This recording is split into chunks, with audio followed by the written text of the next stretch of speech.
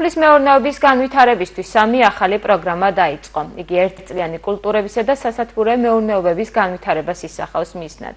კონკურსში მონაწილეობის მსურველებს გურჯაანში ადგილობრივი სამოქმედო ჯგუფის ხელმძღვანელი ილია საყვარლიშვილი ეხმარება. მიმდინარე წლის 7 ოქტომბრიდან სახელმწიფომ გაუშვა ახალი პროგრამა სათბურების და სასათბურე მეურნეობების მოსაწყობად და არსებობის განვითარებისთვის. ეს არის ცესხები 50,000 ლარიდან 1 მილიონ ლარამდე, დაბალ პროცენტში ასაკვირველია, რომელიც მოიცავს ასევე სააგენტოს თანადაფინანსებას არაუმეტეს 50%-ისა.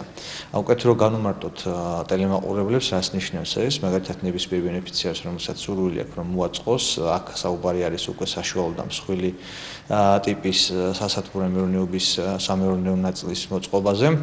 როდესაც მივა ის ბანკში და შეთანხმდება კონკრეტულად ამ პროგრამაში მონაწილეობაზე კონკრეტული რაოდენობის მოცულობის სესხზე, აღებული სესხის 50%-ის თანადაფინანსებას უზრუნველყოფს სოფლის განვითარების სააგენტო. ოღონდ აქ არის ერთი ძალიან მნიშვნელოვანი დეტალი, რომ ეს დაფინანსება, ეს 50% მიდის მთლიანად პროცენტის გადახდაში.